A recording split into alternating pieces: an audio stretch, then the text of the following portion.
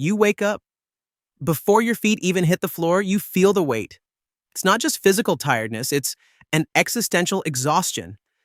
It's that specific Friday afternoon sensation where your social and mental battery is at 0%, but you still have bills to pay and expectations to meet. You open your banking app, the paycheck hit.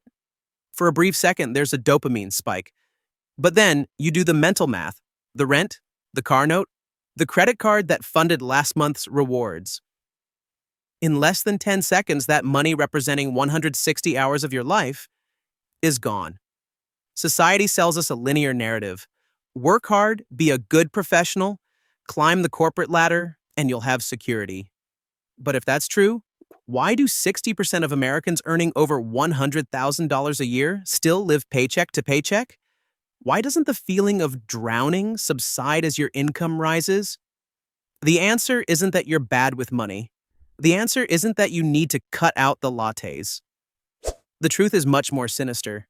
You are trapped in a system specifically designed to keep you solvent enough to show up for work tomorrow, but dependent enough to never be able to quit. It's not an error in your Excel spreadsheet. It's a glitch in the economic matrix we live in. And today, we're going to dissect exactly how this game is rigged against you. The system trap. To understand the trap, we need a test subject. This is Pengo. Pengo did everything right. He went to college, racked up a healthy amount of student debt, landed a mid-level corporate job at a logistics firm in the city, and earns what his parents would consider a good salary, $75,000 a year. On paper, Pengo is a success. But if we look inside Pengo's mind while he holds the subway strap at 7 a.m., he doesn't feel like a winner. He feels like a prisoner. Let's apply what I call invisible fragmentation. Pengo thinks he earns $75,000. HR said so in the offer letter. But the system starts slicing Pengo up before he ever sees a dime.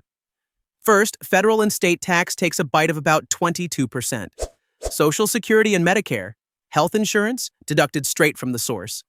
The minimum 401k contribution because they told him he should do it. Before the money touches Pengo's checking account, the theoretical $6,250 a month has already turned into a net $4,100. But the fragmentation continues. The real estate system in major metros is designed to absorb exactly 40% to 50% of a single professional's net income. The rent for Pengo's one-bedroom apartment, which he barely uses because he's always working, costs $2,000. $2,100 left. Seems like a lot? Add the car payment, necessary to get to work, insurance, internet, the inflated electric bill. Pengo isn't buying luxuries. He is just paying the subscription fee for his own existence. He feels like he's running on a treadmill made of ice. Lots of effort, lots of sweat, zero displacement. Pengo's frustration doesn't come from a lack of effort.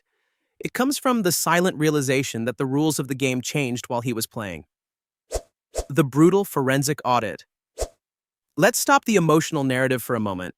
Let's perform a financial autopsy on Pengo's life.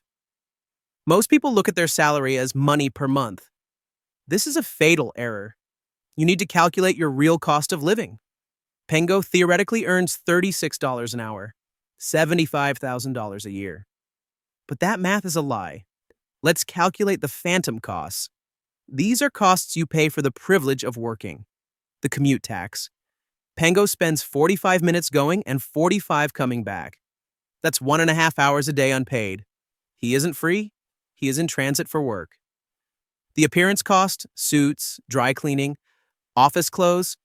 This isn't a hobby. It's a uniform paid for by the employee. The decompression cost, the most dangerous one. Pengo gets home so mentally drained he can't cook. He orders delivery, $25 on a meal that would cost $5 if made at home. He subscribes to 5 streaming services he doesn't watch, just to have the option to relax. He drops $100 at the bar on Friday, not because he loves alcohol, but because he needs to anesthetize the week's stress. When we subtract the costs Pengo incurs just to keep his job, and add the invisible hours he dedicates to the company, including answering emails on Sunday night, his real wage plummets. The shocking revelation. After the forensic audit, We discover that Pengo's real salary, the money left for him to build freedom, divided by the actual hours he spends engaged in work, is about $8.50 an hour. Pengo is an executive earning less than a teenager working part-time at McDonald's if we adjust for stress and hidden costs. He is trading the best years of his life, his spinal health, and his sanity for $8.50 of real profit per hour. The banking system loves this. They love Pengo because someone who earns well but has no liquidity is the perfect candidate for credit. Pengo is rich enough to have credit, but poor enough to need to use it. The danger of success. Here is where the story gets tragic. Let's say Pengo is good. He works hard and gets promoted. Now he earns $100,000. Logic would dictate that he now has a surplus of $25,000 to buy his freedom, right? Wrong. Enter the psychological phenomenon of identity drift. The moment Pengo gets the raise, the environment around him starts exerting hydrostatic pressure. The coworkers at this new level don't drive a 2015 Honda Civic. They drive BMWs. They don't live in the okay neighborhood. They live in the upscale one. They don't bring lunch. They eat at the sushi spot on the corner. Pengo subconsciously feels that to belong to this new tribe of success, he needs to upgrade his life accessories. This is lifestyle inflation, but I prefer to call it status rent. Pengo moves to a better apartment, $3,000 per month. He trades in the car, $600 per month payment. He starts buying more expensive wine. The euphoria lasts about 3 months, hedonic adaptation. After that, the new car is just the car. The new apartment is just the house. Happiness returns to baseline, but now Pengo's fixed cost of living has exploded. He earned $75,000 and spent it all.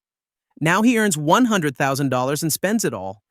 The difference is, if he loses his job now, the fall is much harder. The debts are bigger. The risk is higher. Looking rich is the absolute enemy of being free. The system applauds Pengo. The bank raises his limit. Society says, "Congratulations!" But mathematically, Pengo is more fragile today than he was as an intern. He put golden handcuffs on himself and threw away the key. He can't quit. He can't take a gap year. He is a slave to his own lifestyle. The solution framework. How does Pengo get out of this? How do you get out of this?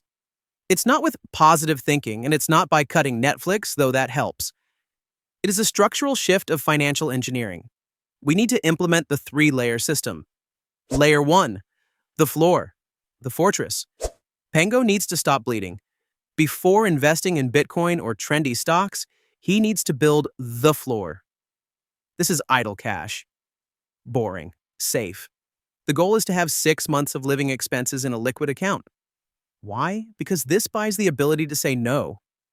If Pengo's boss is abusive, Pengo with 6 months of cash can look him in the eye and say no. Pengo without cash has to say, "Yes, sir." Money in the bank isn't for buying things, it's for buying dignity. Layer 2, the growth, the machine. Once the floor is solid, every extra dollar doesn't go to lifestyle, it goes to the machine. Assets, things that put money in Pengo's pocket while he sleeps. Index funds, ETFs, real estate side hustles. Pengo stops seeing money as something to spend and starts seeing it as his little employees. Every invested dollar is an employee working 24 hours a day for him. Layer 3. The fun, guilt-free. Here is the secret finance gurus ignore. You need to spend. But the order matters.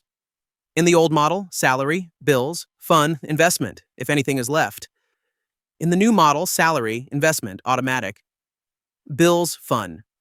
What is left in layer 3 should be blown without guilt. If Pengo wants to drop $200 on a dinner, he can. Because his future, layer 2, and his safety, layer 1, have already been paid for first. This mental inversion changes everything. Pengo stops trying to impress people he doesn't like with money he doesn't have and starts building a silent empire. Financial freedom isn't about having a number with 6 zeros in your account. It's about optionality. It's about waking up on Monday morning and realizing you don't have to go. You choose to go. Or maybe you choose to work on your own project, or spend time with your family, or simply do nothing. The dirty salary game relies on your ignorance. It relies on you focusing on the gross value and ignoring the hidden costs. It relies on your ego inflating your spending. Don't be like Phase 1 Pengo. Don't be a statistic. Your homework for this Sunday. I want you to perform your own forensic audit. Take your net salary. Subtract your fixed survival costs. Divide what's left by the real number of hours you dedicate to work, including commuting and stress. Discover how much your hour of freedom is worth. The number will scare you. And it's good that it scares you, because fear is the only thing that will make you stop digging the hole and start building the ladder. The system wants you in the red. The world wants you in debt. The most punk rock act of rebellion you can commit in the 21st century is being financially stable. If you stayed until the end, comment, "I stayed," and I'll leave a heart on your comment. Let's go on this journey to true financial freedom together. See you in the next video.